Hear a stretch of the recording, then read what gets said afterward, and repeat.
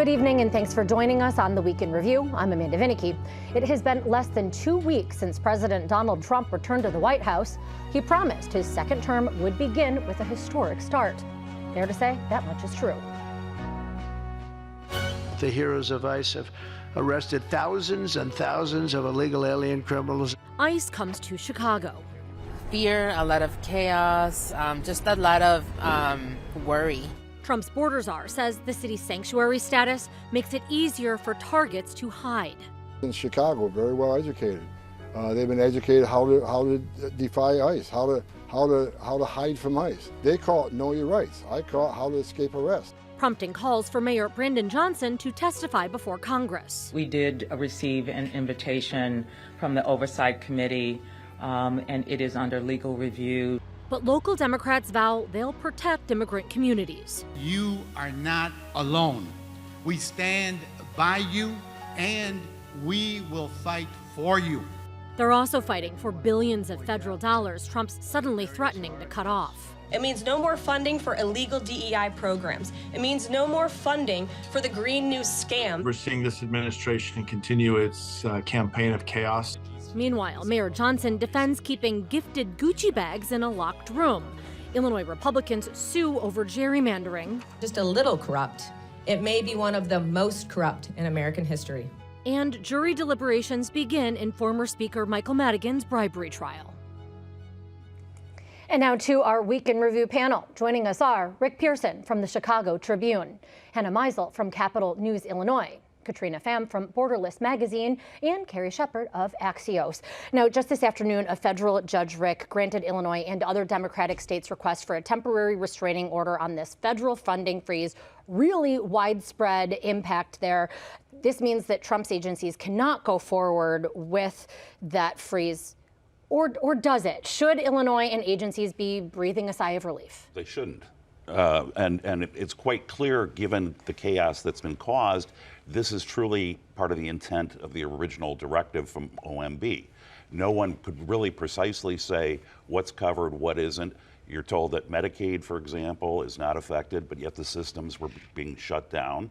And, technical glitch. I mean, this is part of the disruption narrative that this Trump 2.0 is pursuing. They promised shock and awe, and here it is. Hannah, what sort of grants and federal money, what sort of institutions are impacted?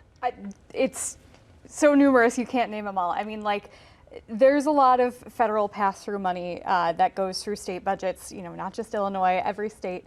And that's why we talk about, these federal matching dollars, for example, Medicaid dollars, to maximize that, to take care of as many folks as possible, you got to try to maximize that every year. That is under direct threat, and Medicaid is spent on much more than, you would traditionally think what Medicaid is, healthcare for folks who are, sick and elderly, low income. And, it affects so many programs, and I mean, we're talking what, Katrina? We're talking veterans. Go ahead. Veterans, food banks. One that's often not talked about is the impact to tribal nations who rely on federal funding for a lot of their public services. One example that I can give is the National Immigrant Justice Center here in Chicago. They have a help desk at Chicago's Immigration Court, which is the court that all immigrants have to pass through during their deportation proceedings, and it's notoriously backlogged, notoriously hard to navigate, and so that help desk is a resource for immigrants to go to learn, a little bit more about the court proceedings and how to navigate it while they're navigating their asylum cases, TPS, and they received a stop work order from the Department of Justice telling them to stop those services, and so there's no longer the help desk available to these immigrants who are navigating something that is extremely confusing, especially for those who don't speak English. Well, and this is, again, despite this court order that says there's a temporary restraining order on what the president is trying to do. So, Carrie, explain some more. Why should agencies, therefore, not be able to say, okay, we're going to get that money as promised? I think it's, like Rick said, it's a lot of confusion right now. It's even from the top of the week, since the start of the week, service agencies were going online to help their patients, help their clients, and they're getting just pages that are down, which is now happening just tonight. It was just reported that several of federal pages have just been taken down, several that address transgender care, AIDS reporting numbers that have been just taken down. So it's a lot of confusion. Several sources I talked to who serve the transgender community and patients say they have no idea yet. They don't know what to tell their patients and their families. So it's a lot of confusion. So as you say, why can't they just move on? I think because they don't have the answers yet. Well, a couple of things too is to remember this is almost in many respects when Illinois went budgetless under Right. Bruce Rauner, and it's The great impasse. And the grants are these safety. What suffered the most during the Rauner impasse were these Social service agents. safety Yes. net organizations, which are the ones that are most heavily dependent upon federal Because they're in aid. shoestring budgets. They're not for profits. They're and yes, they're literally week to week on making payroll for many of them. And it trickles down, right? State relies on the federal, the city relies on what they have, $4 billion something, in federal grants that they rely on, like Katrina's saying, and then it goes down to these agencies, it goes down to nonprofits. So it's just going to be a trickle down effect. But you also had the press secretary, for example, say the memo was rescinded, but the order has not been rescinded. Exactly. Which is actually great for the new press secretary who becomes the subject of one of those injunctions, is cited by the federal judge because basically this administration can't say what it's doing. And, I want to hear as well from Congressman Brad Schneider, who I spoke with earlier this week. He told me that the funding freeze came as a surprise to him and other members of Congress as well. And effectively what the administration is doing is stealing that money and channeling it towards oligarchs like Elon Musk. This is something that is beyond outrageous. It's illegal. And we need to mobilize. Congress needs to act to protect our prerogatives. It is Congress who decides what programs we want to invest in and how much money we want to invest in those programs. So Congressman Schneider saying it is time for Congress to act. We have the power of the purse. Rick, what are the chances that is going to happen when the Senate, when the U.S. House are controlled by the Republican Party? Well, I think given this litigation, if you want to push it all the way to the U.S. Supreme Court, granted, we know it's a conservative majority there. Nevertheless, certain things are pretty much fundamentally in law that it is Congress that is the appropriators. That's delineated in the Constitution. And what you have, again, as part of this disruptive nature, is Trump pushing the boundaries of what does the executive branch get to do.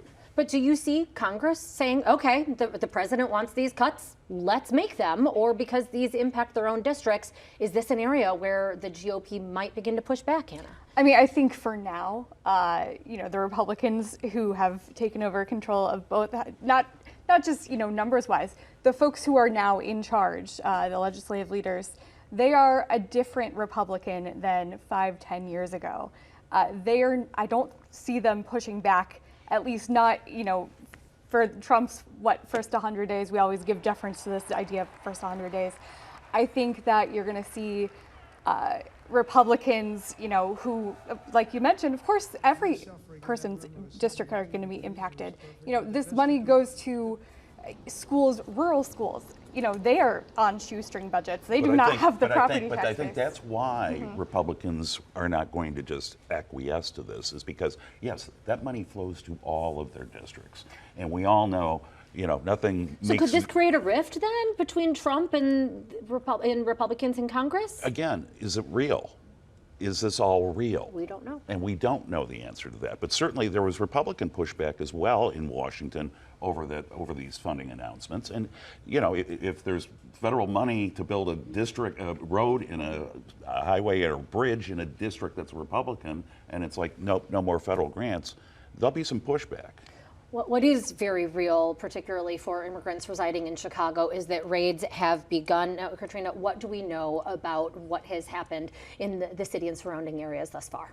So what we know so far is what CPD Superintendent Snelling has told us, which is that roughly 100 people so far, as of Tuesday earlier this week, have been arrested in the Chicago area. What we also know is that across the nation, according to ICE has said that there have been more than 4,000 arrests of immigrants across the nation, which is kind of on pace for the last administration in terms of the daily average of arrests that are happening so far, between 300 and 375 on average.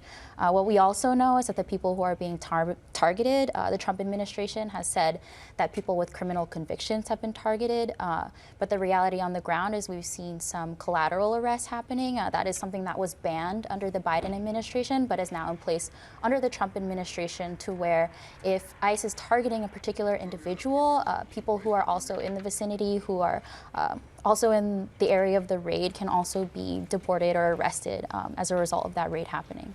To that end, let's hear from the Trump administration's border czar, Tom Homan, who says, yes, the focus is on criminals, but he says that there will be more collateral arrests in sanctuary cities. Because when we're forced into the neighborhood to find the bad guy, he's probably going to be with others. And we're not going to instruct ICE agents to ignore their oath, ignore the law. If they're here illegally, they're going to go to jail too. And that's why I'm imploring the sanctuary cities, let us in the jail, arrest the bad guy in the jail, where the community's safe, the officer's safe, the alien's safe. So to be clear, the governor has said that if you are somebody with a criminal record, Illinois doesn't want you and you should go back. But Carrie, what do you make of Homan's argument there? Could it be that sanctuary protections are backfiring? I mean, and also to be clear, Sheriff Tom Dart has said we don't rent out beds to ICE as well. I mean, and as of course Mayor Brandon Johnson has said as well, we're sticking to our sanctuary city status.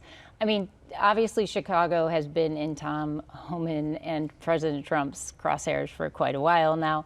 I think to, Superintendent Snelling's message earlier this week, it was confusing. I would say that it was confusing to immigrant communities to hear, okay, yes, continue to go to school, continue to live your life, don't be afraid, that's where you're safe. But as we saw last week, of course, we ended up, it came out that at CPS, it was the Secret Service that came, it wasn't ICE agents, it was a communication mix-up, we understand, but that didn't make anybody feel safe at that school in Little Village, a largely Mexican community. So, I mean, how do people know to feel safe if they're continuing to live their lives? Is that what you're hearing on the ground, Katrina? Yeah, I think there's been a lot of fear about these ICE raids, and I mean, there's a proliferation on social media of like posts about, I just saw ICE like down the street, I just saw like ICE at the grocery store, right? But these are not always confirmed. And so when there's a lot of talk about ICE raids in the news and also in people's networks, in the community, a lot of fear comes up. And so a lot of people that we've been talking to. Disruptive strategy to make people worried, concerned. Do not go about your normal activities because you could be subject to arrest and deportation. Also, as we've learned time and time again, the criminal justice system doesn't dish out justice in the most equitable way, right? So some of this collateral damage we might be talking about might be a person who maybe has a drug conviction from 30 years ago or whatnot, right? Versus somebody who's maybe, has a murder conviction. These are not, it's not black and white all the time. I know we'd love to think it is, but as we've proven time and time again, that's not the case. That's not how it works. Crime can mean so many things. Crime can mean a lot of things, yes, exactly. And under the administration's, new interpretation is they're justifying these collateral arrests because they say that anyone who is here illegally is now, they're all kind of being treated the same, despite you're a criminal because you don't have legal status. Despite the fact that they're saying like, yes, we're prioritizing people who have these, prior arrests or they're fugitives. The Tribune had this story about a father in Elgin who, it was his stepson who was being targeted, and it was a fugitive arrest from the U.S. Marshal's office, but then it turned into an ICE situation when he was found hiding in the attic. This is someone who's been in the country for 24 years, they reported. And, these kind of things, the whole point, like Rick said, is, encourage people, I guess, to self-deport. This is the term that so many people are using, and the self-deport, it sounds, it's of course not as simple as these folks would like to make it sound. People have made their lives here for years. Very, very little is. I want to go, before we move on, because these raids in Chicago got a lot of airplay in part because Dr. Phil was there. Who wants to weigh in on that? Was that helpful, appropriate? I think it's interesting to think about the fact that Dr. Phil was invited to be a part of these raids because as a member of media, it's been hard to get information from ICE, right, about who is being arrested, who is being targeted, and yet Dr. Phil gets, an exclusive access to these raids and gets, exclusive airtime on an app where you can install it and see these raids happening. So I think it's all about controlling the narrative and, by choosing who gets to see these raids in action, by choosing that it's only Dr. Phil who gets to see this in action and not local media officials or members of the local media, it controls. And truly making a see. show of the situation. Well, it's a reality TV administration, okay? It's rooted in that. Tom Homan's a friend of Dr. Phil. Dr. Phil just launched his own TV station. So this is the promotion of that TV station. Admittedly, I had no idea what his latest platform was. And he has been a immigration enforcement advocate repeatedly. So a very friendly, not just audience, but a friendly guide to right. this, really. And his folks, as we tried to reach him at the Tribune, they wanted to know what side of the issue we were on. Well, there we go. And the side of the issue is that we are journalists. I want to go to you, Carrie, on another executive order because you've been covering the impact on local individuals that are seeking transgender care that could be impacted by an executive order. Could you give an explanation? Sure. So Lurie Children's Hospital is really, obviously this is a top-notch children's hospital in the country, but also they have really been at the forefront of gender-affirming care for decades. They've had a program for it for a very long time. Talking to them this week, they also, part of the chaos, they don't know yet. They don't have answers yet of how this is going to affect their patients and their families. But they just are, the executive orders, this deluge of executive orders, just earlier in the month, Trump said that officially the government acknowledges two sexes, male and female. And, I had a quote from a doctor who said, well, that's great that the government says there are only two sexes. I mean, the government can say there are only two cancers. That doesn't make it right? There are more than that. So then it came out about attacking gender-affirming care. And, these are young people that are in the middle of their care. They are in the process. You can't just stop that. That would have detrimental effects on anyone who is in the middle of any sort of treatment. So they are still waiting and still kind of not stopping anything right now because they don't have any answers. So it's just a question of understanding what this really means and where the restraining order on some of these federal funding will go. Let's take it from D.C. to Chicago, and in particular to a particular room, evidently, in the mayor's quarters that I didn't know had existed. Apparently, the Inspector General tried to get into this room that is filled with gifts that folks have given to the mayor, but was turned away. What is this all about, Carrie? I didn't know about this either. I had no idea about the mayor's gift room. And I know we're kind of snickering, but there is a larger issue at play here. But the snickering comes from the fact that the Inspector General put out a report earlier this week that revealed that there are, designer purses, handbags, shoes, other items that apparently the mayor and the previous mayor, Lori Lightfoot, has accepted and are allegedly stored in some room. We don't know if they're stored there because Mayor Johnson's administration did not let anyone from the Inspector General's office into said room. And, there is this long history, you're not supposed to accept anything over $50, from anyone. The mayor's office isn't supposed to. If it is, then it belongs to the people of Chicago. So in other words, those are our designer handbags, Amanda. Hi, golly. So those belong to us. So the investigators with the IG's office, they went and they said, we need to see these. They said, we're just members of the public.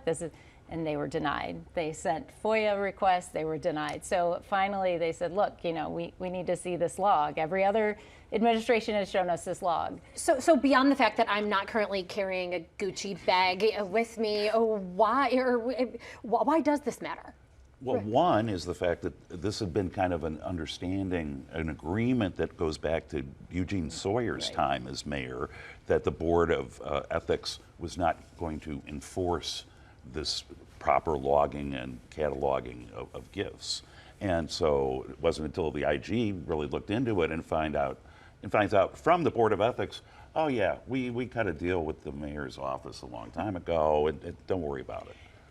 But we don't have a complete log of who gave the gifts, and therefore it's hard to ask a question of why and what did they And we don't know if they're in that room. We just have a log. Or if somebody's wearing a pair of cufflinks or a size 14 And I would say, shoes. just quickly, I talked to the IG today, and as we're talking about this presidency, Trump administration in chaos, I think this is a moment that we really need to understand that our local leaders, our mayor, our governor, are really, everything is keeping calm, and this is a moment where we don't want to be questioning the ethics and what's going on literally behind closed doors. The mayor's defense was somewhere along those lines of worry about the dictator in D.C. is really what the mayor had said. I think we can worry about both.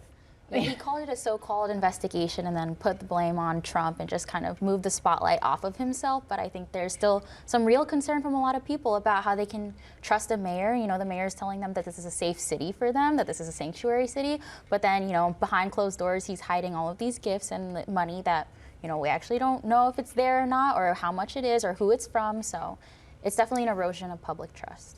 Well, now, Hannah, let's go to Springfield. Illinois Republicans have filed a lawsuit over a legislative map that they say Democrats drew, that they illegally gerrymandered it to their advantage. What's the legal argument here? Well, these maps were passed in 2021, so almost 4 years ago. I remember all the late nights that we spent, debating them on the House and Senate floor. The Republicans say, hey, we've now had 2 election cycles under these maps, and so that's proof that, we were illegally shut out, that we're not keeping to the compactness, the contiguousness of, everything that the Illinois Constitution lays out that these districts have to be. These maps were already challenged in federal court in 2021. Of course, that nothing changed there. In challenging it in the Illinois Supreme Court, I don't think that anything could change. There is a long-standing, history precedent of that court not wanting to interfere with legislative business. Well, and this is a court that has controlled by Democrats. Go ahead, Rick. Nerd alert. Nerd alert. We're talking redistricting here. But 2 things. One, the previous Republican challenges were brought in federal court, okay? And they involve Federal Voting Rights Act violations alleged. That so this was is a new argument.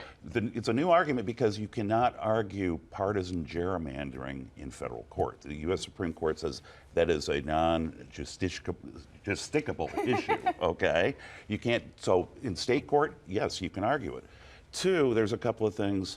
The other Republicans brought this challenging, noting the fair and clear election cycle of the Constitution. Fair, and that's been cited in 2 other states, Pennsylvania and North Carolina, as reasons to go and tear up the maps. So they're citing a legal precedent, but from other states. And we've got less than a minute left, but Rick, they are making this argument before a Supreme Court that That's is a 5 to 2 Democrat. Sure. Is that going to factor in? They don't have to take the case. So we don't really ever have to know. It's actually, I want to see the rationale for why they don't take the case, but that's my expectation. We'll be watching that. And actually, we do have 30 more seconds, so I'm going to get one other question in because I know you reported on this. Why wait 3 years? Is that going to kill their argument and maybe give the Supreme Court its reason? That could be one of the arguments there. But again, as Hannah said, it provides a track record to argue how impossible it is in some of these districts to elect someone of the minority party. Basically, they waited so that they would have election information to show the GOP's losses. That's their argument. We are out of time with that. Our appreciation to Rick Pearson, Hannah Meisel, Katrina Pham, and Carrie Shepard. We will be back to wrap things up in a moment, but first a peek at a special WTTW news program that's airing Monday night. Here's Brandis Friedman with more. On Monday, February 3rd at 5:30 p.m., WTTW and Chicago community nonprofit My Block, My Hood, My City present The State of Our City, a WTTW News town hall. I'll host a discussion with questions from a live studio audience of Chicago residents who'll get a chance to raise issues with Chicago Mayor Brandon Johnson and other government officials and community stakeholders, including My Block, My Hood, My City founder and CEO Jamal Cole. Join us for a town hall discussion streaming live on Monday, February 3rd from 5:30 to 7 p.m. on WTTW platforms. And Chicago Tonight viewers can watch the first half hour during the regular broadcast on WTTW.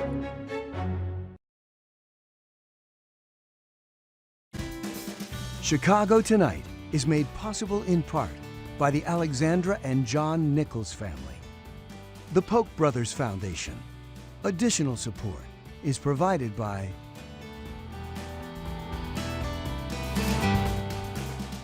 Thanks for joining us on our Friday night show. So yes, be sure to join us as well on Monday. Remember, you can stream the Week in Review and Chicago Tonight on our WTTW YouTube channel every evening and catch up on any programs that you may have missed. Now for the Week in Review, I'm Amanda Vinicky. Thanks for watching and stay healthy and safe and have a good night. Hannah, to you, because you've been in the courtroom for the final arguments. Now that it's in the jury's hands, the fate of Speaker Madigan. What do you expect that they are talking about? I mean, they have 100 pages of jury instructions to contend with. They had 3 months of testimony to contend with, hundreds of secret recordings, tons of documents. You know, these people are invested. They've already, you know, they spent 3.5 months of their lives. I don't think that they're rushing. Of course, they want to get back to their lives and their jobs. But I think that they are properly invested in the outcome and, you know, treating it fairly and with consideration. Anything that you heard in the sort of closing arguments that really stuck with you and therefore might stick in their ears? Yeah, I mean, you know, the use of Closed captioning is made possible by Robert A. Clifford and Clifford Law Offices, a Chicago personal injury and wrongful death firm, and proud sponsor of programming that offers advice and strategies to enhance the physical and mental well-being of fellow legal practitioners in Illinois.